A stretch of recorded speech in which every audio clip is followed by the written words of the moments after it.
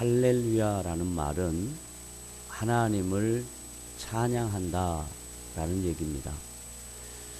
오늘 찬양대의 귀한 찬양의 가사와 그리고 그 의미가 할렐루야로 영광을 돌렸으면 좋겠습니다.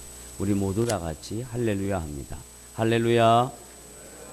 네, 박수도 치자고요. 박수는 사람에게 받는 것이니까 우리 하나님만이 영광 받으시기를 바랍니다. 사도 바울은 로마교회 성도들에게 기독교 신앙의 본질을 끈질기게 추적하고 있습니다. 그 이유는 초대 교회가 제대로 말씀 위에 서야 주님 오시는 그날까지 교회가 교회로서의 역할을 감당하기 때문입니다. 너무 반복적으로 동일한 내용들을 강조하다 보니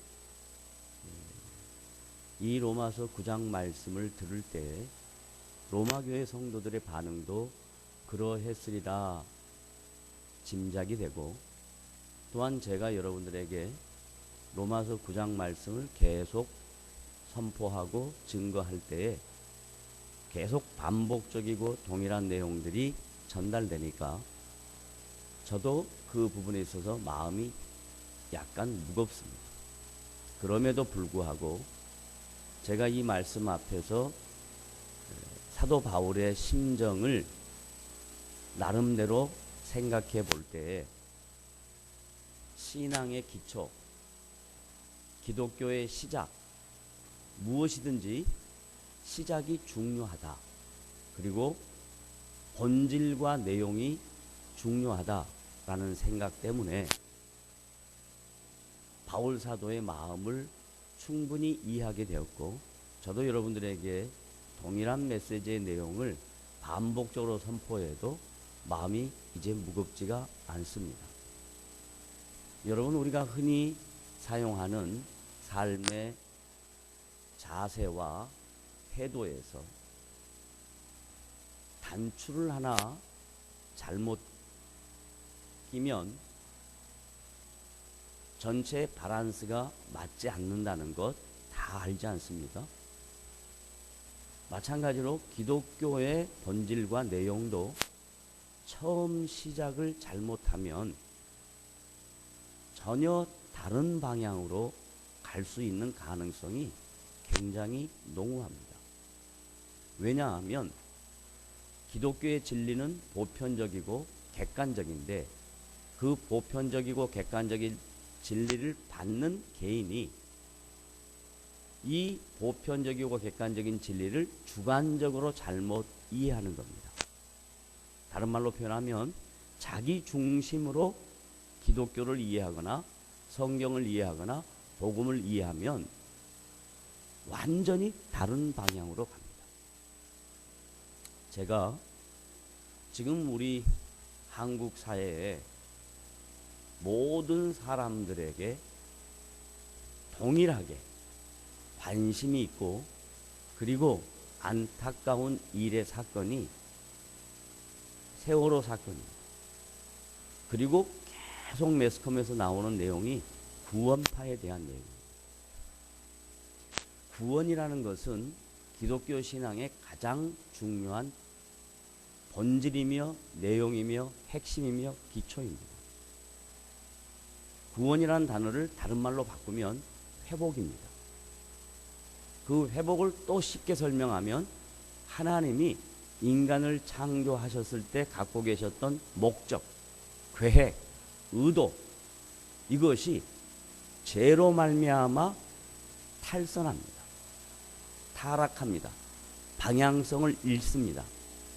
그런데 탈선되어 있고 방향성을 잃은 그 죄의 문제를 해결하는 것이 구원입니다.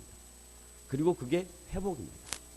그런데 지금 우리 사회에 구원파 때문에 기독교의 이 중요하고 본질적인 내용과 핵심과 이 진리가 엄청나게 잘못된 방향으로 세상 사람들에게도 읽혀지고 신자들까지도 구원이라는 말을 쓰기가 좀 무겁습니다. 오늘 저는 이 본문 말씀을 통해서 하나님이 계획하시는 하나님의 구원 계획과 하나님이 죄로 말미암아 범죄한 인간들을 회복하려고 하시는 하나님의 의도를 사도 바울의 관점에서 로마 교회 성도들에게 이 표현을 한 의미를 잘 살려서 저와 여러분이 함께 은혜를 나누려고 합니다. 따라합시다.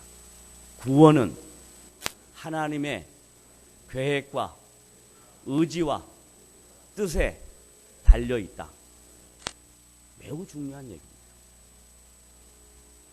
다른 모든 타종교는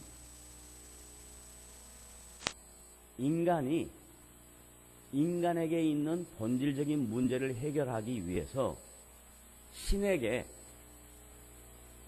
자기의 욕구와 그리고 자기의 기대와 추구하는 것들을 위해서 찾아갑니다.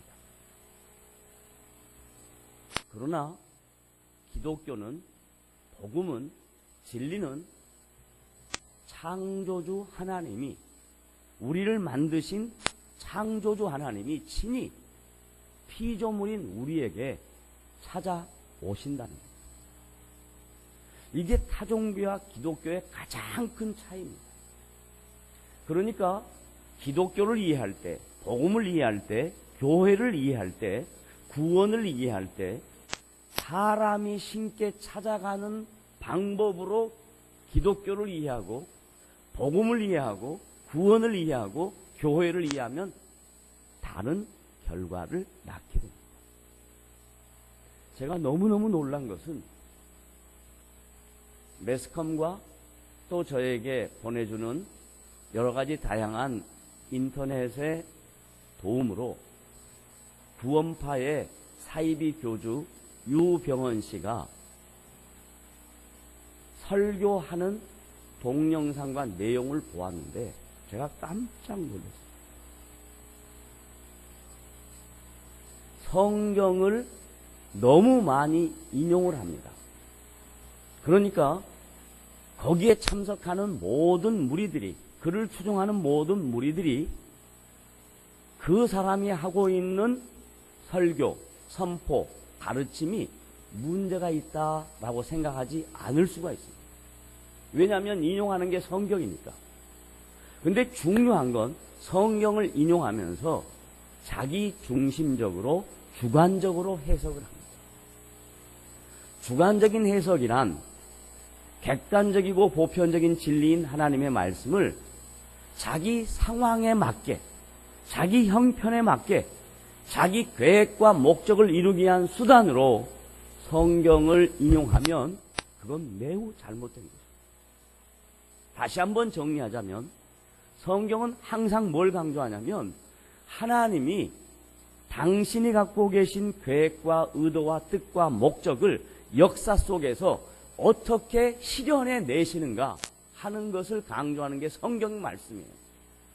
사람이 하나님의 일을 이루는 게 아니라 하나님 자신이 하나님 일을 친히 이루신다. 이게 기독교입니다.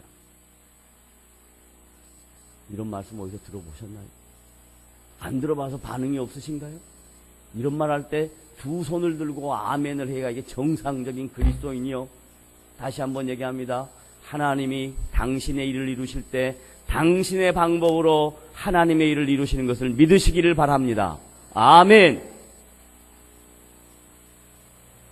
오늘 우리 모 권사님께서 잠을 팍 깨셨구만요.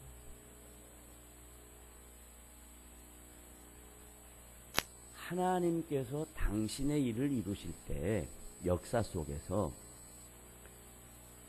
사람을 도구로 사용했지 사람을 주체로 사용하지 않았습니다. 주인공으로 사용하지 않았습니다.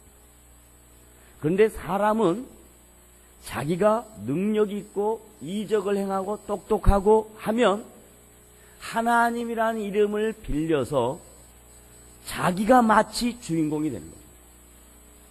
이것은 기독교의 최대의 적입니다. 기독교는 사람이 행하는 행위와 사람이 노력하는 행위의 선물로 결과로 얻어지는 획득물이 아닙니다. 왜 그러냐면 기독교의 본질과 핵심은 하나님의 은혜인데, 은혜라는 말은 자격과 조건이 있어서 하나님이 어떤 행위를 하는 것이 아니라 자격과 조건이 없는데도 불구하고 그걸 받을 수 있는 수준이 안 되는데도 불구하고 형편과 처지가 안 되는데도 불구하고 하나님이 일방적으로 베풀어 주시는 것을 은혜라. 그래서 기독교는 은혜의 종교인 것을 믿으시길 바랍니다. 만약에 은혜가 없었다면 저와 여러분이 이 자리에 있을 수가 없습니다. 왜? 여러분 스스로가 자기 자신의 행위에, 자신의 삶의 모든 족적에 자신있게 나는 이렇게 도덕적이고, 나는 이렇게 율법적이고, 나는 이렇게 윤리적이고, 나는 이렇게 사회적으로 아무런 흠이 없는 사람으로 종교인이다 라고 앉을 사람이 아무도 없습니다. 나는 허물이 있고 부족하고 연약하고 순간순간마다 쓰러져도 넘어져도 그분은 나를 떠나지 아니하시고 나와 함께 하셔서 하시는 말씀이 사랑하는 아들아, 사랑하는 딸아, 오늘 찬양의 제목처럼 뭐하지 말라? 두려워하지 말라 라고 말씀하는 게 성경의 약속입니다. 왜냐하면 여러분 가만히 한번 생각해 보세요. 두려움이 어디서 생깁니까? 두려움이 어디서 생겨요? 자기가 떳떳하면, 문제가 없으면 두려움은 없습니다. 근데 두려움이 어디서 생기냐면 내가 문제가 있다고 생각하니까 두렵습니다. 내가 떳떳하지 못하니까 두렵습니다. 그런데 성경은 뭐라고 이야기하냐면 너가 문제가 있다, 너가 연약하다, 너가 허물이 있다. 그런데도 불구하고 내가 너를 사랑해서 내 백성으로 불렀고 내 자녀로 삼았으니 두려워하지 말아라 라고 주님 말씀하십니다. 이게 지금 성경의 말씀이에요. 왜냐면요, 로마서 9장 19절부터 21절에 보면 크게 중요한 사상이 뭐냐면, 첫째, 하나님이 창조주다라는 이야기입니다. 따라합시다. 하나님은 피조물이다. 정신 바짝 들으셨네. 하나님은 창조주세요. 창조주다라는 말을 다른 말로 바꾸면 무엇을 만들었다라는 것이 중요한 게 아니라 그분이 계획하고 계신다, 그분이 의도하고 있다라고 이야기합니다. 여러분이 쉽게 이렇게 생각해 보자고요. 뭘 만들 때 아무 생각 없이 만든다 말 됩니까? 안 됩니까? 안 됩니다. 그건 기계입니다. 기계는 정해진 룰에 따라서, 정해진 형식에 따라서 누르면 나오는 것이 카피입니다. 그런데 우리는 카피가 아닙니다. 여러분은 존귀한 자입니다. 영광스러운 자입니다. 이런 존귀하고 영광스러운 자를 하나님이 만드실 때 마치 기계에 만드듯이 단추 하나 눌러서 여러분을 만들어내신 게 아니다. 여러분을 이 땅에 보내실 때 하나님은 영원한 계획과 하나님의 거룩하신 목적을 이루기 위해서 저와 여러분을 이 땅에 보내신 줄로 믿으시기를 바랍니다. 아멘. 나에게, 나를 향한 하나님의 계획이 있습니다. 그분의 뜻이 있습니다. 그분의 계획과 뜻이 내가 모르는 시간에 성령을 통하여 예수 그리스도로 말미암아 나에게 찾아왔고, 그리고 그 찾아오신 주님의 사랑으로 내가 하나님의 자녀된 은혜를 입었고, 그리고 오늘 우리가 이렇게 인생을 살면서 주의 도우심 가운데 살아가고 있습니다. 그래서 지금 바울은 로마교회 성도들에게 로마에 수도 없이 많은 신들이 있어요. 여러분이 아는 신들, 얼마나 많은 로마의 신이 있습니까? 그 로마의 신들과 하나님이 다르다라는 것을 설명하기 위해서 주피터가 아니라 하나님은 창조주시다. 목적과 계획과 의도와 자신의 뜻을 성취하기 위하여 하나님의 형상으로 인간을 창조하셨다. 그걸 잘 이해를 못하니까 얼마나 사도 바울은 그리고 성경의 저자들은 이해 못하는 사람들의 입장에서 끝까지 이해할 수 있도록 납득할 수 있도록 설득을 하냐면 토기장이의 예를 듭니다. 로마 시대에는 다양한 문화적 유산이 있습니다. 여러분 로마 시대에 황제의 위용을 자랑하기 위해서 어떤 건축 구조물들을 만들던가요? 뭘 만들어요? 로마 신전 앞에 가면 뭐가 있어요? 응? 목사님 제가 언제 로마 가봤어요? 그러면 제가 하는 말이 이거예요. 영화도 안 봤냐? 영화 볼 때 그런 건 안 보이죠? 뭔만 보여요? 애틋한 것만 보이죠? 영화 볼 때 그런 걸 봐야지. 자, 뭐가 있어요? 로마 신전 앞에. 네? 자, 그러면 로마 가지 말고 우리 동양에 중국 자금성 가면 뭐가 있어요? 사자, 또 용 이런 것도 있단 말이에요. 그 뭘 상징하는 거냐면 그런 짐승들이 막강한 힘을 갖고 있다는 이야기예요. 마찬가지로 로마 황제의 막강한 힘을 강조하기 위해서 다양한 조각물들을 만들어요. 그러니까 그 시대 사람들이 지금 바울의 예를 들을 때, 야, 토기장이가 진흙을 가지고 뭘 만든다고 할 때 누구 마음대로 하겠냐 이 말이에요. 누구 마음대로 해요? 주님의 마음에 엿장사부. 저는 처음에 예수 믿고 신앙생활 할 때 신앙을 제대로 이해 못하니까 하나님이 자꾸 어떻게 느껴지냐면 엿장수처럼 느껴지는 거예요. 왜? 엿장수가 자기가 치고 싶은 대로 치는 거거든요. 두 번 치고 싶으면 두 번 치고 엿 줄 때 또 자기 마음대로 어떻게 하는 거예요?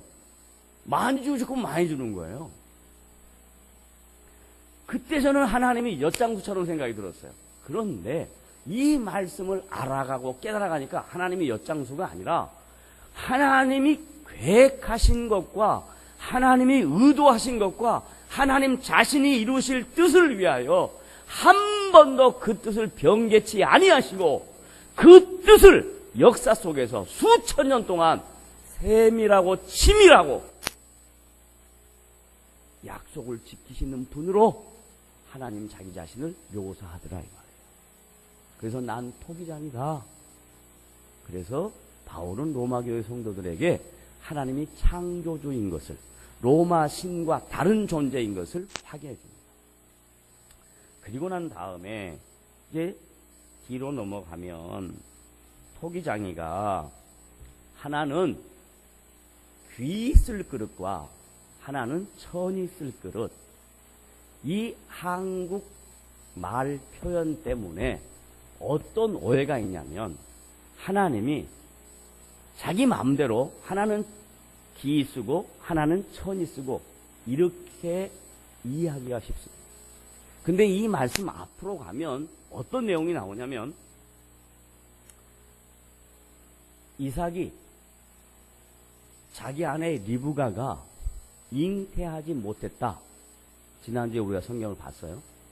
그런데 하나님이 이삭과 리브가의 가정에 성택케 하셨다. 임신케 하셨다. 자녀를 낳게 하셨다. 그건 약속의 결과다라고 말씀을 드렸어요. 그런데 그 하나님이 약속하신 태의 열매가 쌍태가 나왔다. 이 말이에요. 쌍태가. 근데 첫 번째 태어난 아이가 에서다. 두 번째 태어난 아이가 누구다? 야곱이다. 그러면 그 시대적 상황의 문화는, 그리고 그들의 전통은 아버지가 갖고 있는 부권, 그것이 자녀에게 유산될 때 그 권한이 장자에게 간다 이 말이에요. 장자에게. 그게 그 시대의 가치관이에요. 사람들의 문화예요. 인간의 이성의 기준이에요. 그런데 성경은, 하나님은 야곱과 에서가 태어나기 전에 이미 하나님이 갖고 계신 계획과 목적으로 후자, 뒤에 태어난 아들 야곱을 통해서 당신의 구원 역사를 이루어내시겠다라고 말씀하는 거예요. 그 의도는 뭐냐면 첫째 아들, 아버지의 모든 권한을 이어받는 그 시대의 전통과 문화와 관습과 인간의 이성의 기준으로 하나님의 구원 역사를 이루어내지 않겠다 하는 하나님의 의지예요. 이걸 뭐라고 이야기하냐? 천한 그릇과 귀한 그릇이다. 이렇게 비유해서 설명한 거예요. 그냥 우리의 수준으로 저 사람은 똑똑하고 잘나고 모든 게 만사 괜찮으니까 저건 귀한 것이고, 나는 못났고 공부도 못하고 운동도 못하고 못하니까 나는 천한 것이고, 이거 아니다 이 말이에요. 따라하세요. 하나님은 나에게 가장 잘하는 것 주셨다.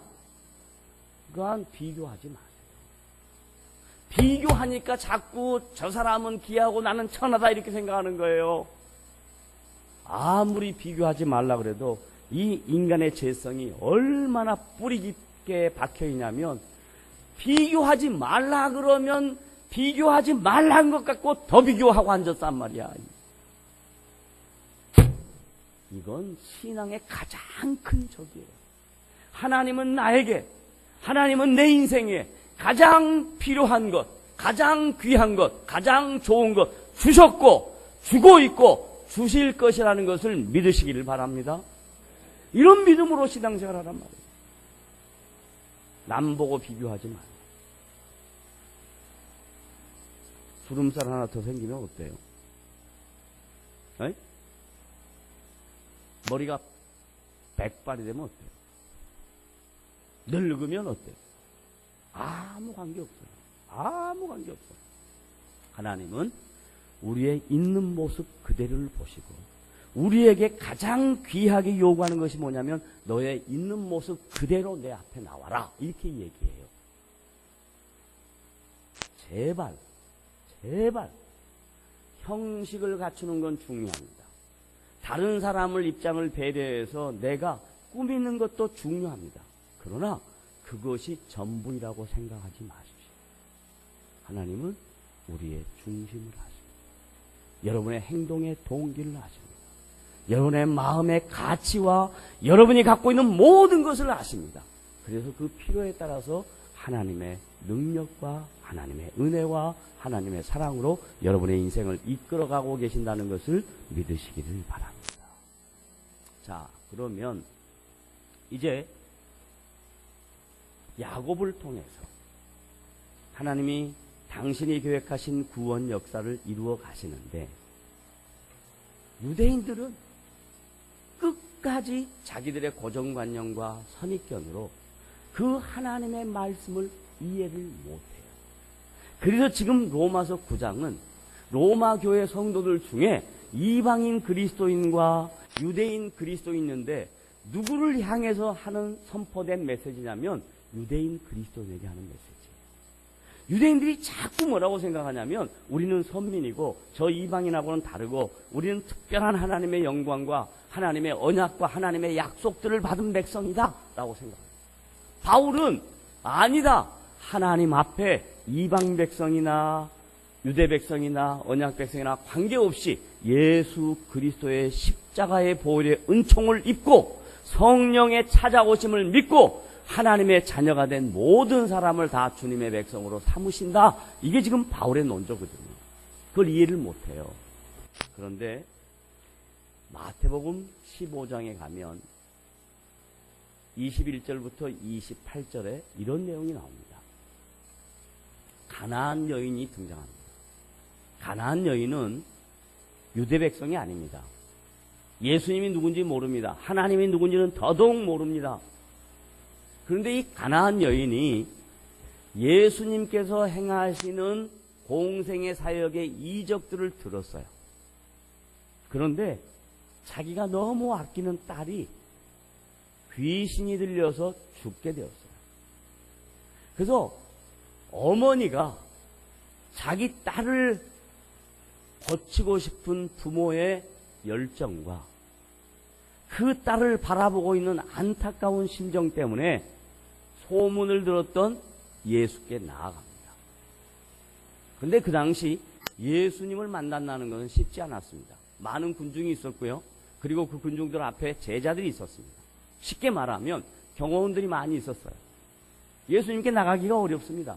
근데 이 가나안 여인이 그런 것 다 물리치고 지금 자기에게 있는 것은 앞에 막혀있는 장애물, 방어막, 이게 아니라 내 딸이 귀신 들려 죽게 된 그 안타까운 심정, 그걸 가지고 주님 앞에 나갑니다.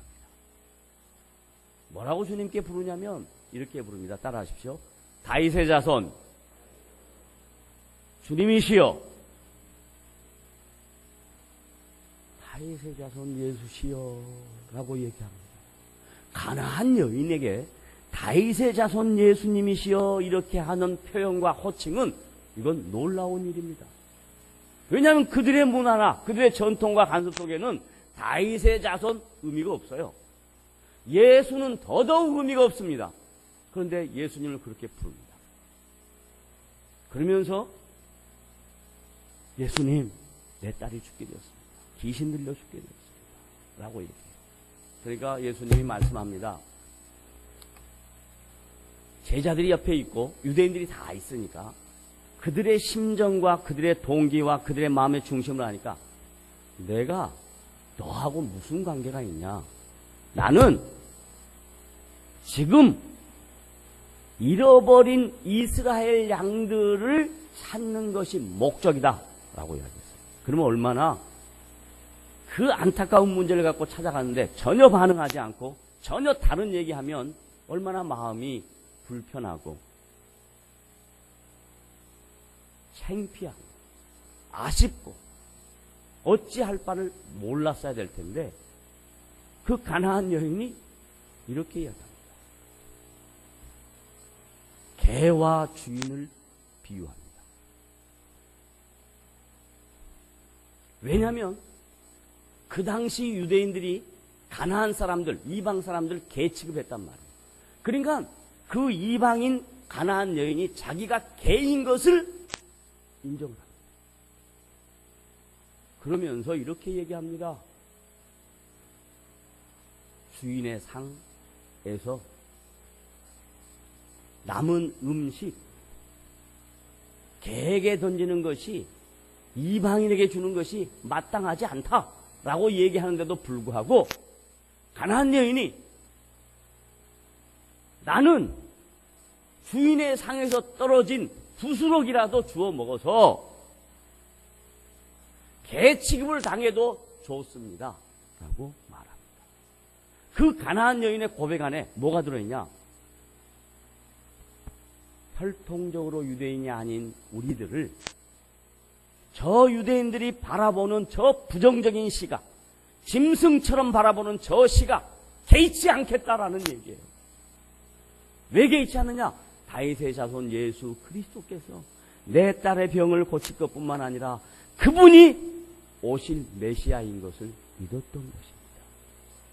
중요한 건 나의 혈통이나 가문이나 스펙이 아니라 내가 하나님 앞에 하나님의 은혜가 필요하고 하나님의 사랑과 하나님의 통치가 필요하다라고 나가는 자에게 오늘도 살아계신 하나님께서는 그 자를 향하여 내 믿음이 크도다 라고 말씀합니다.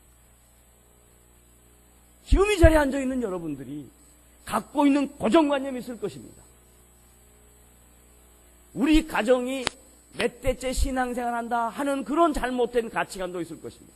신앙은 가문이 중요한 것이 아니고 신앙은 몇 대가 중요한 것이 아니고 신앙은 하나님과 예수 그리스도 안에서 인격적인 만남이 있느냐 없느냐 이게 중요합니다.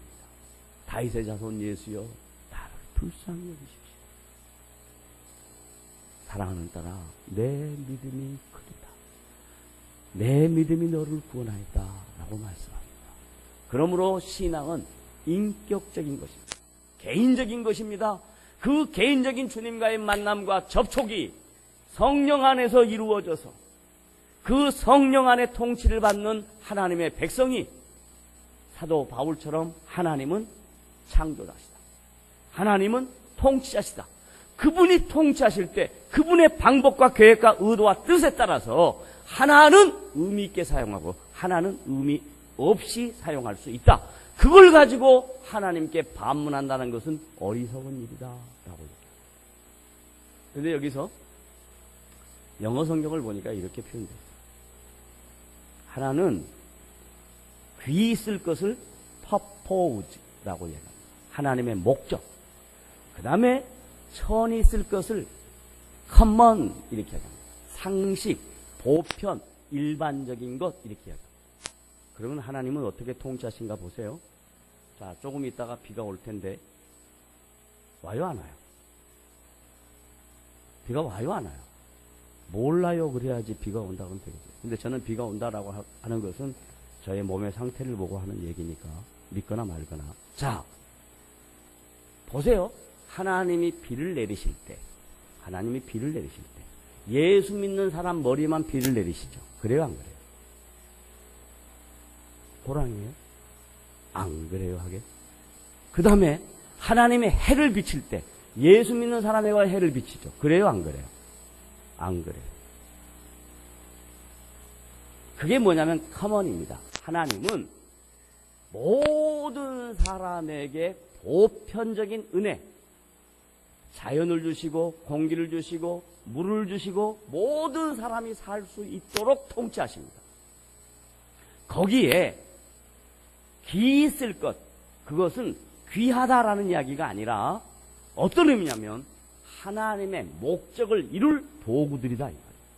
그래서 저와 여러분이 예수 믿고 하나님의 자녀가 된 것은 내가 내 인생을 통해서 하나님의 목적을 이루는 도구다라는 것을 인식해야 이게 오늘 로마서 9장 19절부터 21절에 사도 바울이 로마교회 성도들에게 지적하고 싶은 내용입니다. 따라합시다. 나의 인생은 하나님의 영광과 목적을 위하여 인생을 통하여 사용받는 도구들이다. 안 믿으려면 말고. 안 믿으려면 말고. 무슨 소리야? 내가 주인이지. 내 인생 내 마음대로 사는데 내가 왜 하나님의 도구가 돼? 씨알데기 없는 소리 하지 마라. 그러면 그렇게 사세요. 저는 이렇게 살 겁니다. 하나님, 저에게 부족하고 연약하고 허물이 많고 그런데도 불구하고 부르셔서 하나님의 백성 삼으시고 여기까지 인도해 주셨으니 남은 인생도 하나님의 영광과 하나님의 목적을 이루는 도구로 사용될 수 있도록 도와주십시오. 이런 마음으로 저는 살 것입니다. 만약에 여러분도 이런 마음으로 살기를 원하시면 아멘으로 화답하시기를 바랍니다. 그런 인생, 그런 복된 하나님의 자녀. 그래서 여러분을 통하여 하나님의 영광을 누리시는 그 귀한 은혜가 남산교회와 여러분의 인생 속에 그리고 저의 삶 속에 풍성하게 넘치시기를 주님의 이름으로 부탁을 드립니다. 기도하겠습니다. 하나님 아버지 감사합니다.